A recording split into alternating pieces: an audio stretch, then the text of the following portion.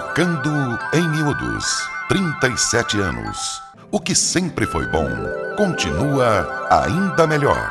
No Contraponto.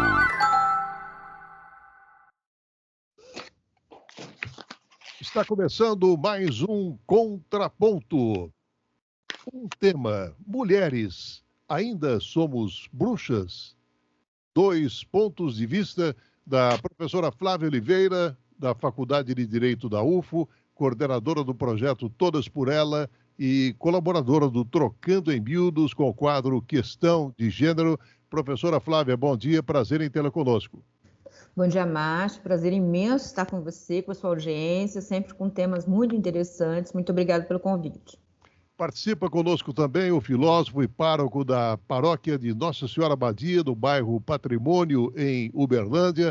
Ele que é colaborador do Trocando em Miúdos, no quadro Pense Nisso, Durval Baranovski. Durval, bom dia, prazer em tê-lo conosco. Bom dia, Márcio. Bom dia a todos os seus ouvintes. Uma mudança que levou a julgamentos de bruxas em toda a Europa foi uma mudança na forma como a Igreja Católica via a bruxaria. No século X, a Igreja Católica divulgou um documento oficial chamado Canon Episcopi, e o documento declarou que as bruxas eram pessoas que haviam sido enganadas pelo diabo para acreditar que podiam realizar magia. A feitiçaria estava ligada diretamente ao mal e ao diabo. No entanto, a igreja não acreditava que as bruxas tivessem habilidades mágicas reais. No entanto, em 1484, a visão oficial havia mudado. Naquele ano, o Papa Inocêncio VIII, então a pessoa mais importante e poderosa da Europa cristã, declarou que a bruxaria era real e que aqueles que a praticavam poderiam fazer danos reais. E o Papa deu poderes aos padres e investigadores locais na Alemanha para procurar e processar bruxas onde quer que fossem encontradas. Vamos ouvir os nossos contraponteadores. Professora Flávia. Então, Márcio, eu acho que a história ela se prende a alguns pontos até anteriores a isso, né? A gente sabe que a ideia de poder que imantou a força que a Igreja Católica desenvolve na Idade Média é muito correlacionada a esse aspecto, né? Veja, a ideia de transformar a mulher esse ser que tem uma facilidade para ser controlada pelo demônio, que é presa fácil do demônio, foi um fator muito relevante para colocar as mulheres em condições inferiorizadas, né? É o direito canônico quem vai construir a figura dessa mulher incapaz, dessa mulher que, ela é ser humano, ok, ela não era ser humano antes, nossa, que mérito, não, mas ela é um ser humano incapaz, né? Inclusive, Agostinho dizia, né, que a alma era masculina e se desenvolvia debilmente no corpo feminino, por exemplo. Então, assim, a questão aqui tem muito a ver com essa perspectiva do controle da sociedade e do controle da sociedade através do controle da sexualidade das mulheres, que evidentemente é quem pare, né? É quem dá luz. Então, esse controle da criação é muito importante para dar poder à igreja. Então, essa é uma questão de poder, para mim não passa de uma questão de poder. Um outro ponto que revela essa questão de poder é porque muitas das mulheres classificadas como bruxas eram mulheres que mexiam com ervas medicinais. Elas eram chamadas de curandeiras porque elas sabiam usar ervas medicinais. Em especial aquelas que guardaram das tradições das suas religiões ancestrais, especialmente aquelas religiões mais do povo celta. Eles tinham muito conhecimento de ervas medicinais. E essas mulheres, na maioria pobres e viúvas, faziam essas ervas medicinais para ajudar os povos pobres também. Só que controlar, curar é poder, Márcio. Se você cura, se você tem poder de cura, você tem poder. É outra coisa que a igreja não ia aceitar de forma nenhuma. Então, aí vamos colocar que elas curam não pelas ervas e não pelo conhecimento, elas se curam porque têm o poder do demônio. Então, a demonização das mulheres foi uma estratégia de poder trágica, nos legou uma carga de violência que até hoje nós vivemos, A responsabilidade é, sim, com certeza, desse momento, eu não tenho dúvida nenhuma disso. Mas foi uma estratégia de poder, né? De dominação, e não acho que tenha nada além disso. Durval, a igreja primitiva, né, ela herdou as leis romanas sobre a magia e leis que tratavam a bruxaria como um crime. A professora Flávia falou de Santo Agostinho, para quem o problema fundamental com a magia estava na idolatria e na ilusão. Essa versão ela é verdadeira ou falsa? Primeiro, a igreja primitiva não é a igreja do século XI, X, até o século XVII, da qual nós estamos tratando aqui. A igreja primitiva, ela é a igreja dos apóstolos, está centrada em Jerusalém, com pessoas muito simples. Ainda os ensinamentos do fundador estão muito vivos na memória e nos exemplos daquelas pessoas. Nós temos Irineu de Leão, que escreve, dando testemunho de que o seu mestre Policarpo, né, foi ordenado por João Evangelista e que brilhava uma luz sobre a face de João quando ele falava de Jesus. Então, essa é a igreja primitiva. É uma igreja até muito feminina, porque Maria Santíssima, na verdade, era a líder deles, né? Está lá nos Atos dos Apóstolos que Pedro marcava as reuniões, ninguém ia. Quando ela se fazia presente, todos os apóstolos compareciam. Então, depois da morte de Jesus, a liderança da igreja, o respeito que eles têm por Maria é muito grande. E as mulheres que seguiam Jesus, e uma delas muito famosa, Maria Madalena, também tem uma participação muito grande nessa igreja primitiva. Agora, a igreja da Idade Média, 10 séculos depois, estamos dando um salto muito grande na história, ela é uma igreja um pouco misógina. E verdadeiramente isso ela herda do Império Romano, que o Império Romano não levava as mulheres para as suas campanhas. As mulheres não se alistavam no exército romano, nas marchas de Júlio César, jamais, e não participavam dos botins, da distribuição das riquezas. Então, essa igreja medieval, sim, ela sofre uma influência muito grande do Império Romano, mas a igreja primitiva ela é muito diferente da igreja da Idade Média, que por si só não é uma igreja também criminosa e uma igreja que erra fundamentalmente no segmento de Jesus. Ao meu ver, não. Eu penso que as sociedades elas têm uma visão e elas têm um comportamento epocal que deve ser compreendido com hermenêutica. Se a gente for julgá-los com os nossos olhos, com a cabeça de iluministas, aí nós vamos queimar também todos os livros e toda a história e queimar uns aos outros. A hermenêutica ela é fundamental para julgar esse período histórico, onde foi levantadas algumas bruxas, né, algumas feiticeiras e feiticeiros também. E lembrando que não só mulheres eram queimadas, eram condenadas pela Inquisição, que era um braço secular, não era um braço eclesiástico. Quando eles definem, e o Papa Lúcio III define que a Inquisição agora ela vai participar do julgamento dos hereges com um tribunal eclesiástico, e esse tribunal tem o direito de entregar para o tribunal civil, para o tribunal secular, a pessoa que eles consideram herética, ou feiticeiro ou feiticeira.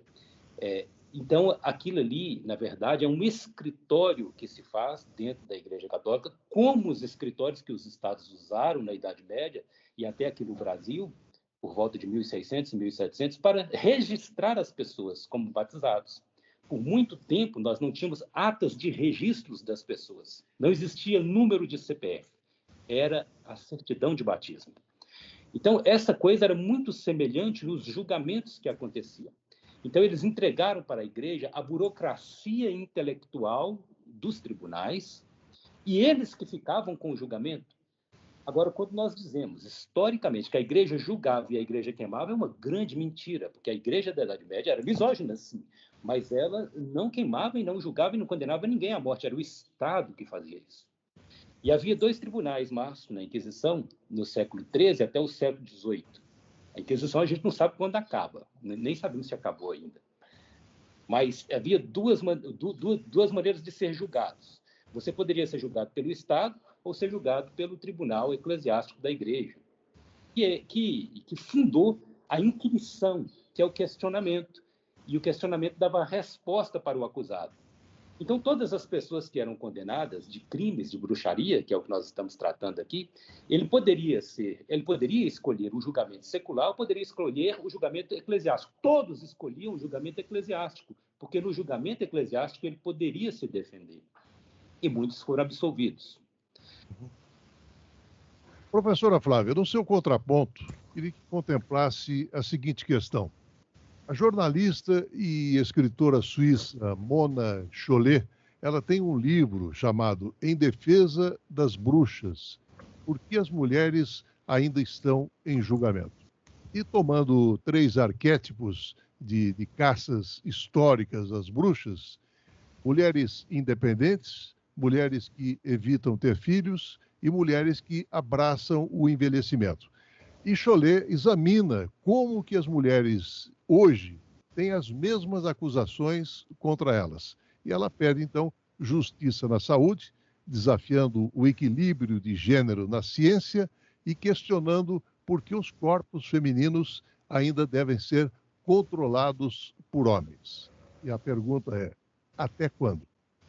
Então, olha só, um grande fator como consequência que a gente teve dessa demonização que a Igreja Católica fez das mulheres, né? Elas eram as filhas de Lilith, né? Obviamente, Lilith era mulher, a mãe de todos os demônios e tal. Toda essa demonização da sexualidade também, o sexo como prazer, algo demoníaco. Claro que a gente está falando do fanatismo, é óbvio que isso é o fanatismo, sem sombra de dúvida. Eu não acho que não deveria ter pessoas dentro da Igreja Católica extremamente esclarecidas e que talvez nem pensassem sobre isso, mas o fanatismo graçou nesse campo. E esse é um outro problema que a gente está retornando a enfrentar.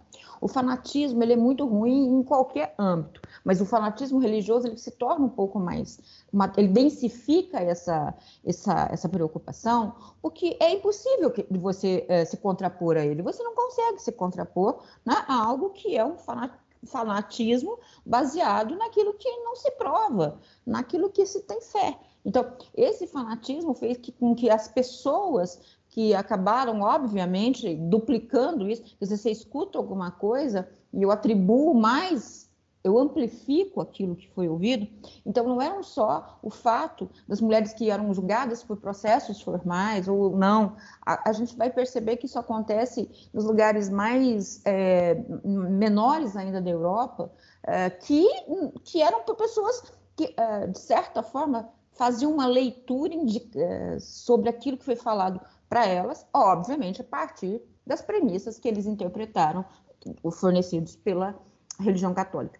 A mulher, por exemplo, é excluída da educação, porque uma mulher educada, ela sabe seduzir melhor, ela sabe manipular melhor. Então, essas questões, elas acabam sendo consequências daquilo que você não controla, né? Porque você não controla isso que acontece. A gente vê hoje isso próprio, por exemplo, Márcio, veja você, que a gente sabe que no Brasil, por exemplo, a gente tem casos que a gente chama dos casos de aborto legal. Uma menina vítima de estupro, né? Uma menina, por exemplo, de 12 ou 13 anos vítima de estupro, pela lei brasileira, tem direito ao abortamento legal. Eu não estou entrando em debate aqui de ser ou não algo que é devido. Estou dizendo que a lei brasileira autoriza. Nós tivemos uma situação baseada, fundada, estimulada por esse fanatismo, que levou pessoas para portas de hospitais para poderem pedir violentamente uma criança de ter direito a esse procedimento. Então, o que eu estou dizendo é que o fanatismo que a gente viu naquele momento, a gente está percebendo vozes e ecos dele novamente, e isso ameaça muito a nós mulheres, sim, porque a nossa liberdade, não sei por que motivos talvez seja, mas ela incomoda profundamente esses grupos fanáticos. Então, aquelas mulheres que ousam ser quem são, aquelas mulheres que ousam viver a vida conforme pretendem viver, se desenvolver nas profissões que querem se desenvolver, e se incomoda esses grupos fanáticos que se baseiam numa fictícia superioridade masculina que estaria subsidiada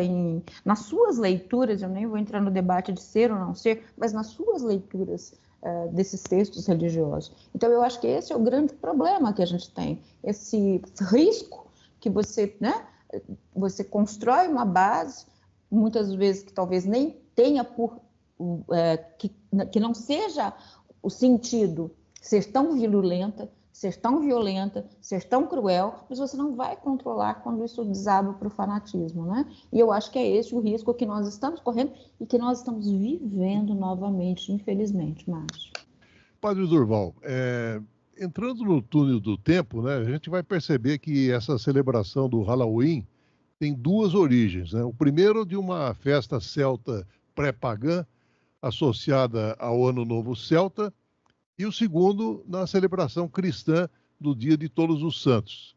E a conversão dos povos celtas ao cristianismo não diminuiu o seu entusiasmo pelo costume pré-cristão de festas, fogueiras, máscaras, essencialmente festas à fantasia de véspera do Ano Novo, né? Agora, por que na história tivemos tantos desvios a ponto de culminar no que se convencionou chamar de caças bruxas e que tiveram um impacto devastador em inúmeros indivíduos, famílias, deixando para trás aí um legado de medo, de trauma e de perturbação social? Primeiro, Márcio, que eu não vejo relação nenhuma entre as mitologias célticas com o que se celebra hoje, principalmente em Estados Unidos, e chamado de Halloween. Há um intervalo muito grande na cultura entre o que se celebrava na Idade Média, ali, na Idade Média, século VIII, né, os celtas, depois eles se misturam muito com alguns europeus, chegam até a Inglaterra. Não há celebração, brincadeira nenhuma com bruxa durante todo esse tempo, até o século XX. O século XX que escrafucha tudo, aí realmente ressuscitou esse tipo de carnaval que se celebra lá. E as pessoas que brincam no Halloween não querem saber de história, não estão nem aí. Eles querem se fantasiar, querem interagir, querem fazer uma brincadeira com uma outra brincadeira que o mercado faz, que aí já é uma questão de capitalismo e mercado, com o calendário católico. Porque a Igreja Católica ela tem um calendário chamado liturgia, onde ela celebra cada dia um dia de um santo. E aquilo ali é repleto de ensinamento e de piedade católica. Aí o que o mercado faz? Ele cria um outro calendário para si, coloca o dia das crianças, o dia dos pais, o dia das mães, tudo isso em virtude do consumo. E no dia de Todos os Santos, eles quiseram colocar para celebrar as almas que estão no inferno o dia do Halloween. Então, na verdade, isso é uma invenção do capitalismo que não tem nada a ver com história. Agora, eu queria também voltar lá atrás, porque falamos de Agostinho. Agostinho não tinha nenhum preconceito para com mulheres, né? Nas Confissões, ele ainda revela uma paixão que ele teve, e ele teve que escolher entre a vida eclesiástica e essa paixão, que lhe deu até um filho, a Teodato, que morreu muito cedo, com 14 anos de idade.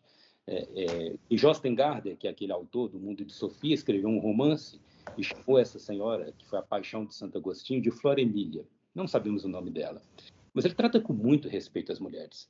Em todos os escritos de Agostinho, Agostinho de Hipona, nós não vemos ele falar e nem expressar nenhum conhecimento ou nenhum preconceito sobre mulher. Esse não é misógino, né? Definitivamente não. Então, eu queria deixar aqui essa justiça para com Santo Agostinho. Professora Flávia, o historiador da Universidade de Yale, Brian Levac, ele editou vários livros e estudou com profundidade o assunto relacionado às bruxas, né? E numa entrevista, ele disse o seguinte, professora: muitas pessoas pensam que o passado se repete, e isso simplesmente não é verdade. A história não se repete, mas instrui. E ela fornece contexto e, portanto, o pano de fundo para entender de onde viemos, e isso ajuda a determinar para onde podemos estar indo. O número surpreendentemente grande de bruxas acusadas que não apenas mantiveram sua inocência enquanto eram torturadas, mas também criticaram as autoridades que as processaram. A resiliência dessas vítimas, especialmente aquelas que vieram das fileiras mais baixas da sociedade, é notável. E complementou: ainda mais notável é o fato de um número significativo dessas bruxas acusadas que foram absolvidas. Aí eu pergunto, professor, que lição a gente poderia aprender dessa absolvição maciça?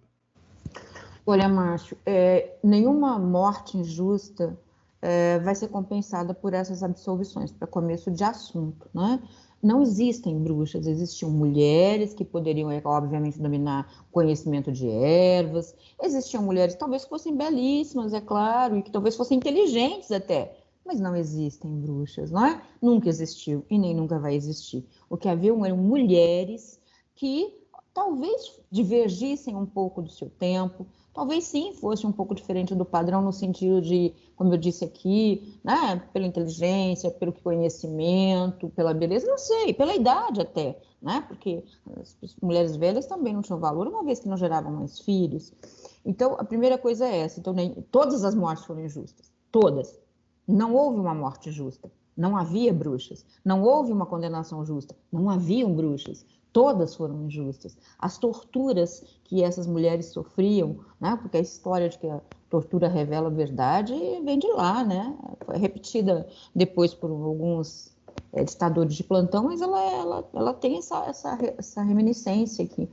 Então, o que a gente pode entender é que, na verdade, talvez as absolvições que aconteceram foi porque eles realmente não conseguiram achar um ponto para manter aquelas mulheres, porque o que acontece na Inquisição é que não se queria verdade, se queria a confissão do que se desejava ouvir. Nunca se procurou verdade, a Inquisição nunca procurou verdade. Aquilo não era um processo para se buscar a verdade. Nenhuma Inquisição pode. Por isso, quando a gente fala em processos inquisitoriais no direito, a gente está dizendo exatamente disso. Não são processos que buscam a verdade, são processos que buscam uma confirmação do que se quer. Então, se você teve absolvições, elas podem ter dois fundamentos, Márcio. O primeiro, o interesse político, que deve ter surgido, elas conseguiram um protetor, né? Alguém ali, elas cederam, nossa, então me libera, né? Me libera que eu vou ceder o que você quer, então concederam aquilo que o seu algoz queria, que, por exemplo, poderia ser interesse sexual, por exemplo, né? E o segundo, que eu acho mais improvável, Márcia, é que talvez não tivessem achado nada neles. Mas o que eu acho mais provável das absolvições é que as que foram por esse fundamento, né, de querer possuir sexualmente essas mulheres, elas chegaram a um ponto de se entregarem aos seus algozes para não serem condenadas, lamentavelmente. No seu contraponto, padre Durval, eu queria que o senhor contemplasse a seguinte questão. Desde o iluminismo, né, os racionalistas gostam de citar a queima de bruxas como um excelente exemplo de ignorância medieval e também intolerância religiosa, geralmente católica, né? E a cultura popular está repleta de temas de cristãos cruéis perseguindo bruxas, e historiadores agora percebem que a caça às bruxas não era praticamente um fenômeno medieval. O seu pico no século XVII foi durante a era racionalista de Descartes e Newton, e perseguir bruxas suspeitas não era uma conspiração de elite contra os pobres, e nem praticar bruxaria era um modo de resistência camponesa. Aí eu pergunto, o que existe de componente religioso e a quem interessa cultivar uma herança maldita? Pois, Márcio, a ninguém interessa cultivar heranças que não deram certo. Acho que nós temos que compreender o período da Inquisição e a caça às bruxas, em que eles se empreenderam em caçar bruxas e bruxos. Não vamos definir aqui que a Inquisição procurava só mulheres e só bruxas. Muitos cientistas foram queimados, muitos padres também foram condenados pela Inquisição. Galileu Galilei sofreu um processo já na velhice, na terceira idade, cruelíssimo. Giordano Bruno foi queimado. Tem uma praça lá em Roma para ele, com uma escultura maravilhosa para ele lá. Um grande astrônomo, cientista, filósofo. Giordano Bruno era padre dominicano. Inclusive, era um irmão daqueles que estavam encarregados de dirigir os processos do Santo Ofício, que são os dominicanos. Eles que eram, e Giordano Bruno era um dominicano, e eles eram incumbidos dessa matéria. O problema é que a questão da bruxa, ela não é tão antiga assim. É do século XVI, depois do Concílio de Trento, quando fica-se definido o celibato dos padres, há na Alemanha uma revolta das esposas dos padres seculares, século XVI. E então essas mulheres são condenadas pelo Santo Ofício. Muitos padres largaram a batina, largaram o seu ofício sacerdotal e foram viver com elas. Outros não.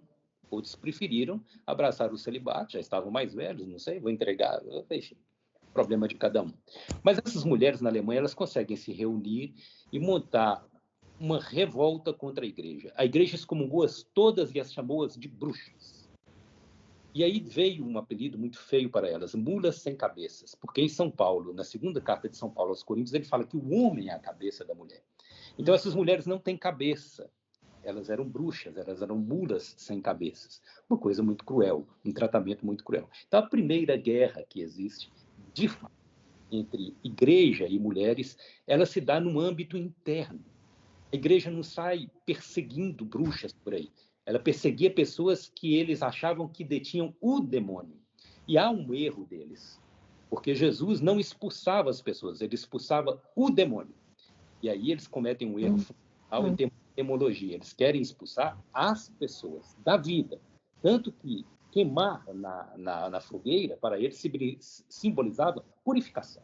Então, eles aceitavam que o Estado queimasse o irmão, queimasse o parente, queimasse o vizinho, porque eram pessoas muito próximas que eram condenadas. Eles aceitavam isso com a visão de que aquilo era uma purificação para a alma da pessoa. Evidentemente que essa herança nós não podemos trazê-la e não podemos, de novo, ressuscitá-la. É uma herança maldita, mas a perseguição singular a mulheres não existe. Professora Flávia, vamos dar um salto do século XVII para o século XX, né? A série americana produzida para a televisão, A Feiticeira, mostra uma bruxa, Samantha, interpretada pela atriz Elizabeth Montgomery, casada com um homem comum, e que não pode resistir a usar os seus poderes mágicos para resolver os problemas que a sua família enfrenta. Essa série, inclusive, nos Estados Unidos, ficou no ar de 1964 até 1972, e no Brasil estendeu um pouco mais. Agora eu pergunto, o que uma comédia familiar como essa serve exatamente para banalizar ou introjetar no imaginário popular o tema bruxaria? Então, Márcio, no fundo acaba sendo um pouco essa... É claro que tem componente capitalista, de exploração, tem todos esses componentes que a gente sabe disso, mas é um grande componente que vai trazer para o imaginário popular uma ideia de que quando as mulheres são melhores, elas são mulheres por algo mágico, que não é da condição feminina ter uma habilidade, digamos assim, né? Que essa habilidade nunca vai ser dela, né? Natural, da condição da mulher. Essa condição é mágica, porque as mulheres são seres naturalmente inferiorizados, seres naturalmente destinados a serem comandados pelos homens. Então, é o componente mágico que faz, nos episódios, eu já assisti vários, né? Episódios da Feiticeira, ela só conseguia se dar bem, ou seja, resolver as questões, ou seja, resolver problemas que o marido dela, homem comum, não resolvia, porque ela tinha o componente da magia. Sem o componente da magia, ela não conseguiria resolver. Então, o que você leva para o imaginário da população, e que cai muito bem, porque cai no gosto, né?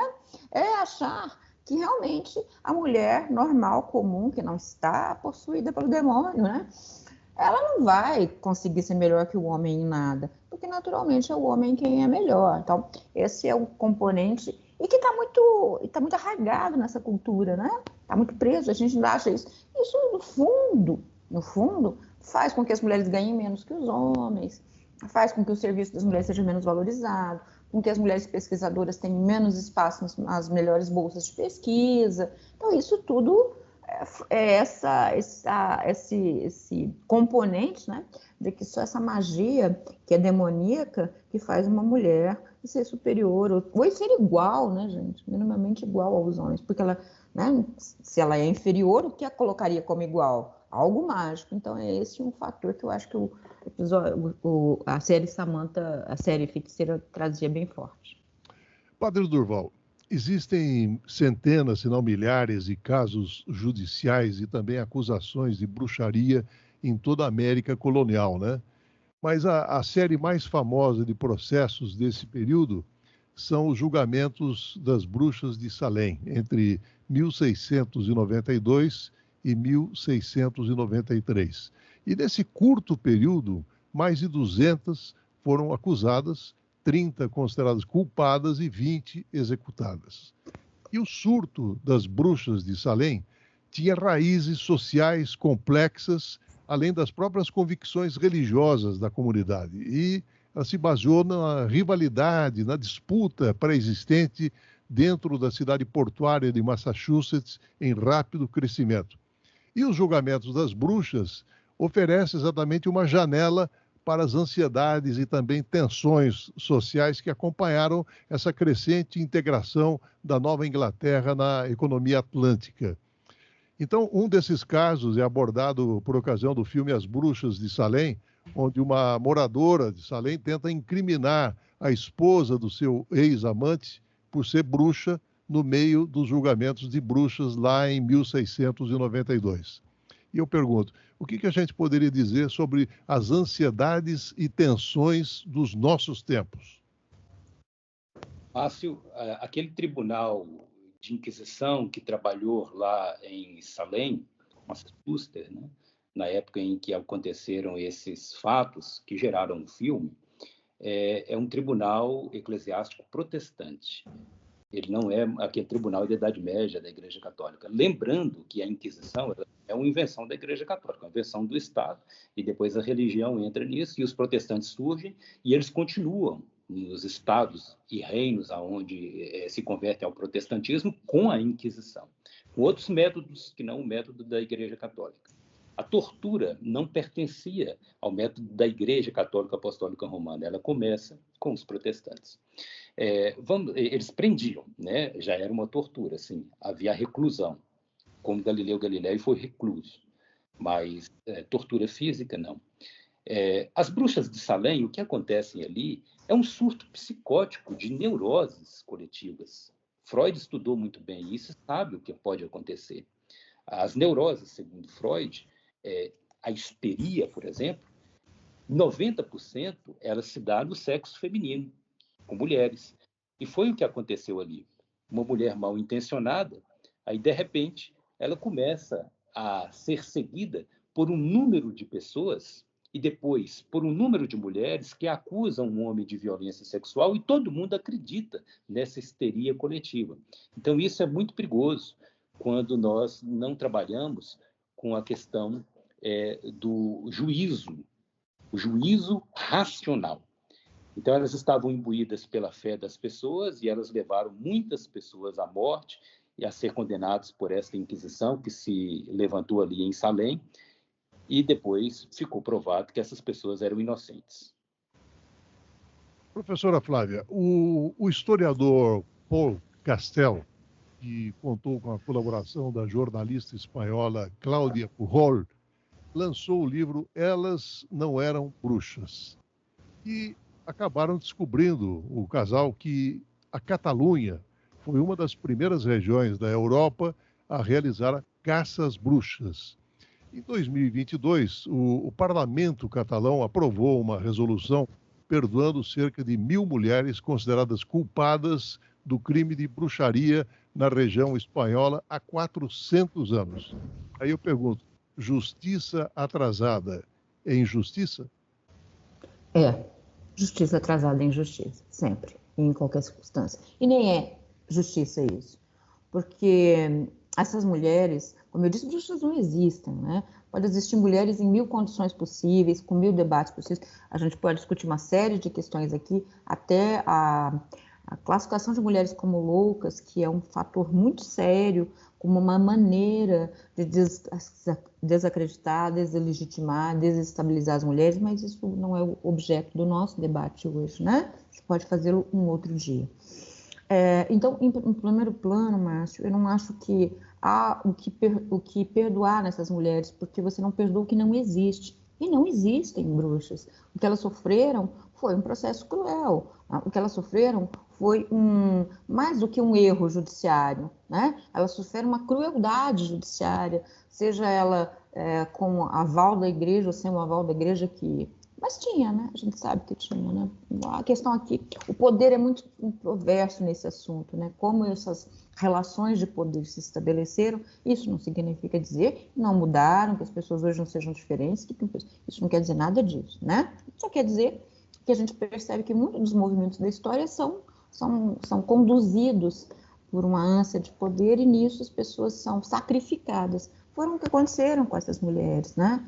Então, obviamente, que não foi justiça o que eles fizeram. Eles cometeram mais uma injustiça, porque para perdoar você tem que dizer que aconteceu um erro. E não aconteceu, porque não haviam bruxas, porque não existem bruxas, porque nunca existiram bruxas. Porque eu digo e volto a repetir, você pode ter mulheres que tinham condições diversas da maioria padrão daquela época, mas elas não eram bruxas, elas eram seres humanos como nós, né? Que por algum motivo podemos ter uma condição que as pessoas não consigam compreender e por não nos compreenderem, digam que nós somos então seres demoníacos ou coisas desse tipo. Então, perdoar o que não existe não é justiça. De certa maneira, Márcio, é reforçar a injustiça. Padre Durval, voltando para o cinema, né? O grupo inglês Monty Python, naquele filme Em Busca do Cálice Sagrado, a escritora canadense Frances Timbers, da Universidade de Trent, no Canadá, ela que publicou 2 livros sobre bruxaria, né? E num deles ela aponta um erro de informação nesse filme do grupo britânico. Embora as doutrinas e crenças cristãs sejam em grande parte responsáveis por transformar a ideia de feitiçaria em heresia, o que contribuiu para a intensidade dos processos de bruxaria, a Inquisição foi realmente bastante branda quando se tratou de perseguir supostas bruxas. E ela diz ainda que a Inquisição estava preocupada principalmente em erradicar hereges como judeus e muçulmanos recentemente convertidos ao cristianismo. Bem, como a nova heresia do luteranismo, né, isso nos remete às questões de hoje tão em moda, as famosas fake news. Aí eu pergunto, é fake ou é verdade este fato apontado pela historiadora? É muito difícil você dizer que essa questão levantada por ela é fake ou não, porque nós temos vários séculos desse assunto, onde as bruxas e os bruxos eram perseguidos pela Inquisição. A Inquisição se sentia na razão, verdadeiramente, de expulsar o demônio dos seus estados eclesiásticos e também dos estados monárquicos geridos pelo cristianismo. E o demônio se manifesta de várias maneiras, só que a igreja não percebeu que o demônio entrou, foi para dentro da igreja. Né? Então, muitos daqueles que eram inquisitores, como Torquemada na Espanha, que matou tantos inocentes, aquilo ali era a própria figura do demônio. Então, há uma corrupção no processo do Santo Ofício, e essa corrupção é que levou ao fim verdadeiro da Inquisição, tal qual eles viam, e também o fim dessa ilusão de extirpar o demônio do mundo através das forças e dos métodos humanos. As bruxas, elas não eram verdadeiramente assim as primeiras a serem perseguidas por esses estados eclesiásticos que queriam expulsar o demônio do mundo. E depois sabemos que a Inquisição é uma invenção extremamente política, está muito ligada ao Estado. E, naquele momento, os mouros ameaçavam os estados modernos, frágeis da Europa. E os judeus também, com as suas ideias, com seus alquimistas. Muitos alquimistas, muitos médicos, muitos físicos judeus foram condenados pelo Santo Ofício. Muitos cientistas também, com ideias assim diferentes da teologia da época. E depois do século XIII, nós temos uma teologia muito inteligente, que precisa ser estudada ainda hoje, que é o tomismo. Ele se torna a teologia da igreja. Então, quem vai contra essa teologia da escola, a teologia da escolástica, também era mal visto naquela época. Então, a igreja, ela tentava deter, aí sim, um poder, junto com os seus reis cristãos, intelectual e um poder político. E a Inquisição era um braço dessa tentativa desse poder. Professora Flávia, dessa de fake news, né, o número de vítimas também tem sido frequentemente inflado, né? Os historiadores, por exemplo, eles estimam que houve entre 90 mil e 110 mil julgamentos, resultando em 40 mil a 50 mil execuções, o que evidentemente não é um número pequeno. Agora, no entanto, algumas autoras feministas compararam as caças às bruxas ao Holocausto e afirmam que até 9 milhões de mulheres foram aterrorizadas. Faz sentido ou seria exagero? Mas, assim, eu não sei dizer, realmente os números, ninguém vai falar desses números digamos assim, com precisão, porque você não tem dados para isso, né? A gente tem uma época em que você tinha poucos registros, o primeiro problema é o registro, e o segundo fato é que se perderam muitos registros, muitos não eram registrados. Gente, se a gente tem subnotificação de fatos que acontecem hoje, vocês imaginem como isso foi naquela época. Então, você pode ter tido práticas que não tenham sido, inclusive, nem oficiais, nem feitas por uma chamada inquisição formal, oficial, até por inquisições informais, que levem a números altos. Por quê? Porque isso, gente, é o que eu disse, você não controla e você não tem esses dados. Né? Se você tem subnotificação em 2024 de fatos criminosos, imagine o que você não tem de subnotificação de fatos que aconteceram na Idade Média com um povo que era muito mais afável ou mais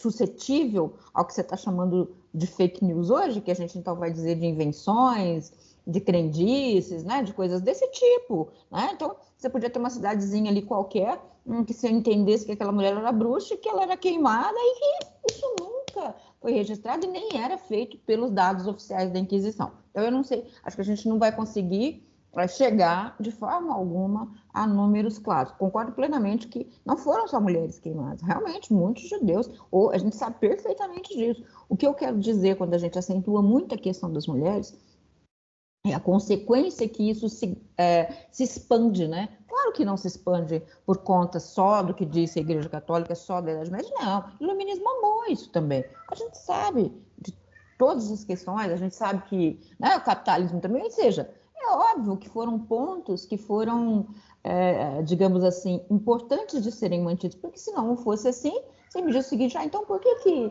logo depois que a gente teve, digamos assim, o iluminismo, o fim desse período, não se modificou o tratamento? Pelo contrário, se manteve as coisas como elas eram, porque era interessante e tudo mais. Então, o que eu acho não dá para saber esses números, mas o que eu acho que é sério é a consequência que isso manteve. Né? A consequência que esses conceitos, que essas práticas legaram para a violência contra as mulheres, para a desigualdade das mulheres. É isso que eu acho. Padre Durval, voltando um pouquinho no livro Fato ou Ficção, Equívocos Comuns de Bruxaria Histórica, da pesquisadora canadense Frances Timbers, temos então o apontamento que a perseguição à bruxaria foi um programa sistemático e misógino de busca de mulheres desviantes sociais. Embora seja verdade que a maioria das pessoas executadas por bruxaria eram mulheres, ela aponta 80%, não era um programa de caça à mulher. Em algumas áreas, por exemplo, segundo o livro, mais homens do que mulheres foram acusados. No entanto, por muitas razões históricas, incluindo ideologias de gênero, as mulheres eram mais propensas a serem suspeitas de bruxas. O que pensa a respeito? Márcio, a maioria das acusações que se levantava no Santo Ofício contra uma pessoa eram caluniosas, o que você chama hoje de fake news. E nós sabemos hoje que essas acusações eram falsas, porque o Santo Ofício tinha um tribunal, um julgamento, ele prendia a pessoa, é verdade, mas a pessoa era ouvida, ele tinha direito à defesa. Isso é um avanço. Se você for olhar o Império Romano você não era julgado. Na Bíblia nós temos João Batista, que foi pego por um falso, porque diziam para o rei Herodes, que ele falava mal do rei, do casamento do rei, que casou com a sua sobrinha, e depois a sobrinha também era a esposa do irmão, e João Batista condena. Então ele é preso, ele é morto, sem julgamento. Esse é um exemplo bíblico, histórico, muito famoso, para nós dizermos o que acontece. Então, o tribunal, tal qual nós temos nos Estados modernos, ele é uma evolução, alguns até um regresso, do tribunal do Santo Ofício. Porque a coisa era muito primitiva. O cristianismo chegou nesses estados, o povo era primitivo. Então, ele humaniza, de certa forma, muitas das nossas instituições. E a instituição tribunalística avança através desse trabalho de muitos clérigos. Não quero dizer que não havia corrupção no Santo Ofício e que não houve injustiças. Claro que houve. Mas eles não tinham uma cadeira, não tinham uma secretaria específica para procurar mulheres. Muitas eram consideradas bruxas e feiticeiras por causa da histeria, porque elas eram histéricas. Então elas tinham, na verdade, problemas psiquiátricos. Mas na época nós não tínhamos estudos para diagnosticar isso. Então, eclesiásticos competentes da época as diagnosticavam como feiticeiras. E essas mulheres, infelizmente, sofreram mortes. Foram queimadas num ritual que tentava purificá-las. Ritual macabro. Infelizmente, passamos por esse período histórico, né? Mas o passado não era melhor que isso. E o futuro, ele só consegue ser mais iluminado porque nós fizemos esta experiência. Graças a essas mulheres que morreram e que tinham alguns problemas psiquiátricos e que eram histéricas e infelizes, nós podemos hoje acabar com a ideia de bruxaria. E ela já acabou faz muito tempo. Retomá-la nos nossos tempos e dizer que uma igreja de 1000 anos, que fez tanto pelas mulheres, que ensinou as mulheres a ler e a escrever. Aristóteles já dizia que as mulheres eram inferiores aos homens porque os homens tinham mais dentes que as mulheres, e ninguém foi contar a boca de ninguém. Jesus incluiu as mulheres, incluiu as crianças, ele é o maior de todos os mestres. A igreja e os seguidores dele cometeram muitos erros, mas dizer que o cristianismo, e principalmente que a instituição mais antiga do cristianismo, que é a Igreja Católica, perseguiu as mulheres, esse é um grande fake news das nossas épocas. Professora Flávia, no seu contraponto, queria que contemplasse a seguinte questão, né? No final do século XIX, na primeira onda do feminismo, a famosa autora e sufragista americana Matilda Cage via as bruxas como símbolos da ciência reprimidas pelo obscurantismo e pela igreja. E dentro do movimento de libertação das mulheres, o trabalho de feminista acabou inspirando um movimento de libertação das bruxas e que deu origem a inúmeros grupos feministas nos Estados Unidos, particularmente na cidade de Nova York, a partir de outubro de 1968, ao propor a reabilitação do termo bruxa através da desconstrução de estereótipos negativos associados ao termo. Esse movimento o reinterpretou como um símbolo de resistência feminina. E aí eu pergunto, e hoje, qual a força dessa bandeira? Então, em muitos sentidos, viu, Márcio? Porque, veja, nós continuamos tendo as nossas falas deslegitimadas por inúmeros motivos. Há situações que nós não vamos tão longe no tempo assim, vou me lembrar de uma pessoa que eu considero muito incrível, né? Chamada Jacinta Passos, que era poetisa, jornalista, viveu ali entre as décadas 40 e 70, ela morreu em 70, né? Mas mais fortemente 40, 50 e 60. Era militante do PCB, se envolveu com política, resistiu a 2 ditaduras, lutou contra a ditadura Vargas, lutou contra a ditadura militar e termina como louca, presa num sanatório, dentre muitos outros exemplos. A história está repleta delas, de mulheres que resolveram desafiar o seu tempo, né, no sentido de desafiar em qualquer sentido que seja no sentido político, seja no sentido religioso, seja no sentido científico. E aí elas eram loucas, porque só loucura justifica. Então veja, você troca de vez em quando é o demônio, está endemoniada, de vez em quando é a loucura, está louca, e com esses argumentos e com essas desqualificações você vai deslegitimando a fala das mulheres. Então eu acho que bruxas são hoje, ela passa a ser, digamos assim, significar essas mulheres que acabam ousando enfrentar o seu tempo, né, no sentido daquilo que elas entendam que não seja cabível, né, colocá-las dentro de um determinado limite. E essas mulheres, como você pode falar das mulheres trans hoje, né, e também das mulheres lésbicas, seja qual for o recorte que nós aqui façamos, você vai atribuir a essas mulheres conotações que a gente já colocou como bruxas, a gente já colocou como loucas, e assim a gente vai atribuindo marginais, desregradas, né, descompensadas. Então, bruxas é uma alcunha, uma dessas alcunhas que os grupos de poder, obviamente, masculinos, ainda até hoje, né? Mas se vocês olharem a composição do Congresso Nacional, nós temos menos de 15% de mulheres, basta olhar quem são prefeitas, governadoras, a presidenta que a gente teve tiraram, só a gente dando uma olhadinha nesse panorama, a gente percebe que o poder ainda é masculino. Sendo um poder masculino, ele vai atribuir às mulheres que ousam questionar alcunhas. Então, bruxas são todas essas alcunhas, que já fomos de loucas, já fomos de marginais, bruxas, e vão sempre achar uma alcunha que caiba melhor em nós e que nos retire desse espaço de luta.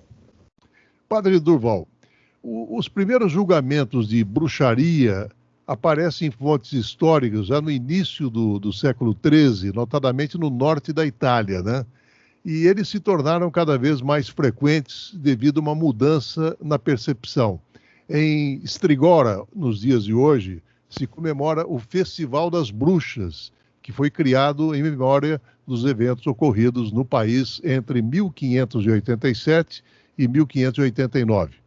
Foi a maior caça às bruxas na Itália no século XVI, e a perseguição feroz atingiu algumas mulheres do país que, segundo os inquisidores, foram culpadas por estarem ligadas a Satanás e por terem causado uma longa fome.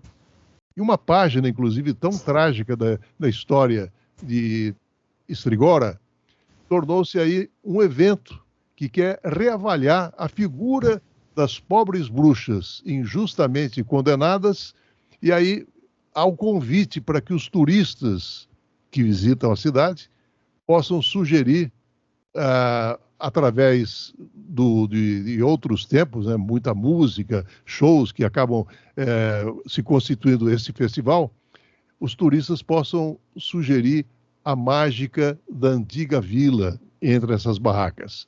O que pensa a respeito, padre? Ô Márcio, esses são movimentos de pessoas que não acreditam mais em Deus, né? Eles não têm mais contato com o seu batismo e, obviamente, também não acreditam em Satanás. Aqueles homens da Idade Média que julgaram essas senhoras, e vamos dizer que elas não eram feministas, elas não eram professoras, elas não eram advogadas, elas não eram artistas, elas não eram nem sequer líderes de exércitos ou de fileiras, como Joana d'Arc. Eram mendigas, pessoas muito simples, muito pobres, e elas existem ainda hoje, são esquecidas pelas próprias mulheres. É a menina que vem do interior, é escravizada na casa da feminista. Então, assim, são pessoas muito pobres, muito marginalizadas. Então, essas pessoas, elas foram levantadas como bruxas porque, de repente, comia gato, como hoje estão sendo acusados, né? E aí eram queimados, eram julgados e eram mortos. Mas, junto com esse tipo de gente, de excluído social, tinha realmente pessoas endemoniadas.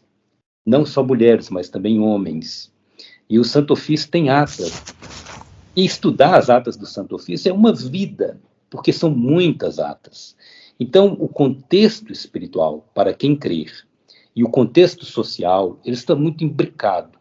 E é difícil você separar o joio do trigo do século XX, depois de tantos anos passados, e julgar os inquisitores, e julgar também os seus acusados, e julgar também aqueles que foram absolvidos por eles, de crimes que passaram muitos anos, e crimes que eles consideram espirituais e não sociais. Porque julgar um crime físico, matou uma pessoa,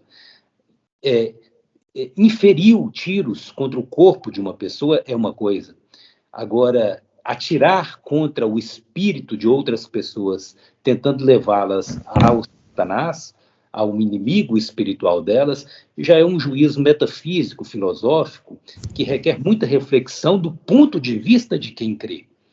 Agora, quem não crê, fica muito fácil julgar e condenar essas pessoas. Então, não vamos entrar aqui de novo em guerra santa.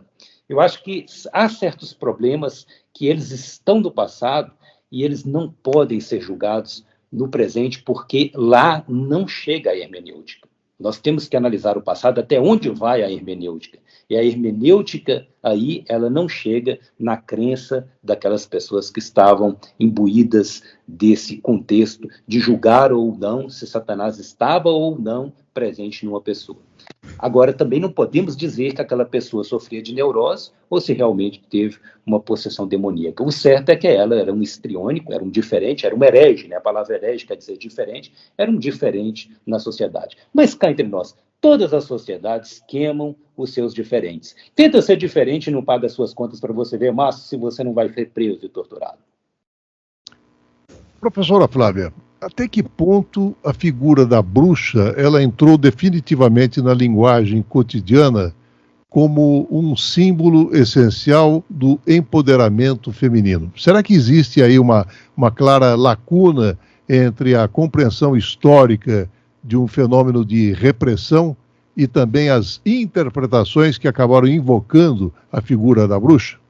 Mas eu não acho que entrou, vou te dizer, né? Eu acho que você pode ter grupos que defendam essa ideia, mas na maioria da população, bruxas não é um conceito bom. Bruxa não é uma ideia bacana. Bruxa continua sendo a mulher ruim. Você fala assim, você não fala aquela bruxa para elogiar ninguém, né? Aquela bruxa é uma alcunha para colocar alguém como uma péssima pessoa. Então, bruxa na sociedade, na nossa cultura, ainda é uma forma de ofensa. Bruxa, na nossa cultura, ainda é uma forma de dizer que é uma pessoa ruim, uma pessoa que faz coisas erradas. Né? Aí você pode dizer que se chamam de bruxas porque são feias, que chamam de bruxas porque são velhas, que chamam de bruxas porque são ruins. Então, na verdade, a bruxa não é símbolo de empoderamento feminino, pelo contrário.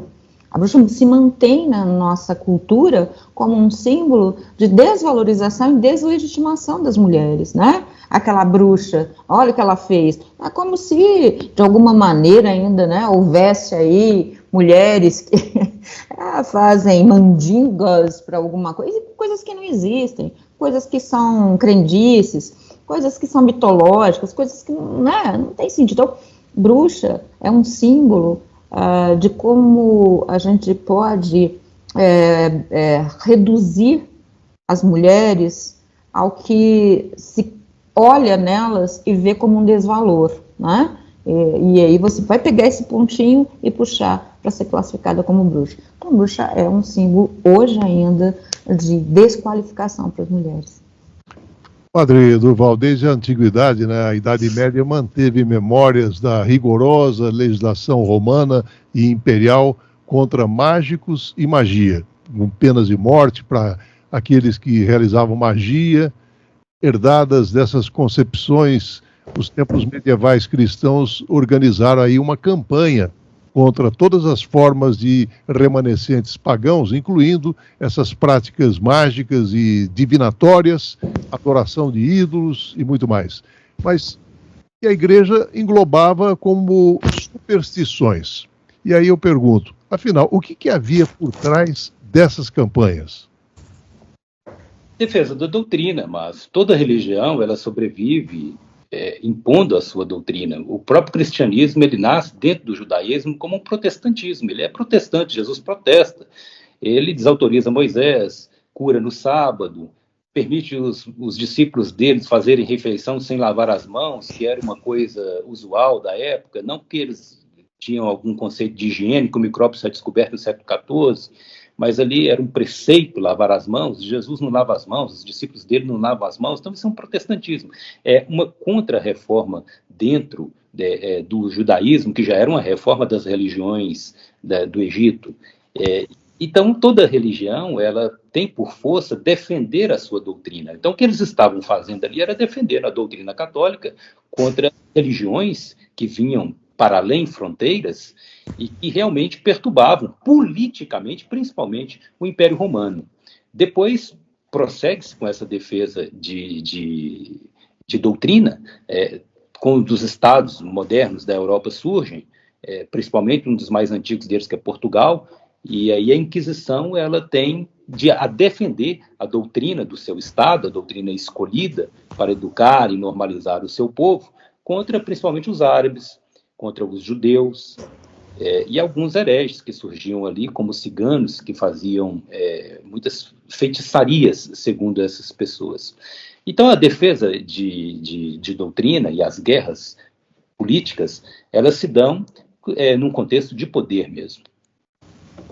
Professora Flávia, no seu contraponto final, essa perseguição também reforçou estereótipos prejudiciais sobre as mulheres e limitou a sua capacidade de participar plenamente da sociedade. Aí eu pergunto, e o reflexo nos dias de hoje, tem tudo a ver com o passado?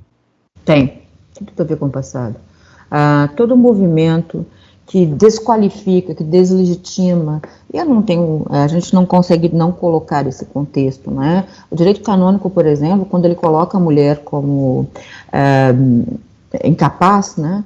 Ela vai resultar, por exemplo, na legislação brasileira, o Código Civil de 16 falava isso, ele repete essa, né? Que estava repetido também no Código Napoleônico. Então, veja, é reminiscência de reminiscência de reminiscência, né? Isso vai mudar no Brasil em 1962 com o Estatuto da Mulher Casada parcialmente, porque efetivamente sai em 1988, né? Então essa condição de colocar, de manter a mulher numa situação inferiorizada e de a colocar como... Então veja, e essa ideia também, né, de que a mulher ela é mais, digamos assim, predisposta à loucura também, né? Faz com que quando ela se insurge ou quando ela resolve se impor um pouco mais, por exemplo, com um tom de voz a mais, aí seja atribuído a ela que ela é histriônica e coisas desse tipo, quando ela precisa às vezes fazer isso para ser ouvida, porque a sua voz não é ouvida, né? Então todas essas práticas, Márcio, que aconteceram na Idade Média, que são muito reforçadas pelas religiões, todas as religiões, né? A grande maioria das religiões de matriz cristã, elas vão colocar, né, que o homem é a cabeça, essa superioridade masculina. A gente acaba ouvindo isso, e às vezes é óbvio, talvez mal interpretado por quem não conhece, não sei, não sou religiosa, sou uma ateia, né, assumida, mas eu acho que isso acaba tendo consequência, né? Porque a grande maioria das pessoas professam a fé. E se a fé, às vezes, olha, você veja na violência contra a mulher, a gente às vezes escuta de mulheres dizendo que o seu líder religioso disse que ela tem que compreender que o mais importante é o casamento, que tem que preservar o casamento, que o casamento tem que ser preservado, que o casamento exige sacrifícios, e que então ela deve se calar. Veja, você então está conseguindo aqui um reforço a que ela se mantenha em situação de violência doméstica, né? Você veja as meninas que são vítimas de estupros, dizer que essa menina tem que carregar essa gestação, uma menina de 12 anos, 11 anos, cujo corpo mal permite que ela faça isso, que entra em risco de vida, né? E muitas religiões defendem que independente disso se mantém. Então, tudo isso é reminiscência, resquício, Márcio, desse período em que essa endemonização das mulheres, ou essa diabolização das mulheres, ou essa desvalorização das mulheres, ou essa deslegitimação das mulheres legou para os tempos atuais, e que eu não sei se um dia nós vamos conseguir superar. Professora Flávia Oliveira, da Faculdade de Direito da UFO, muito obrigado pela sua participação no Contraponto, professora.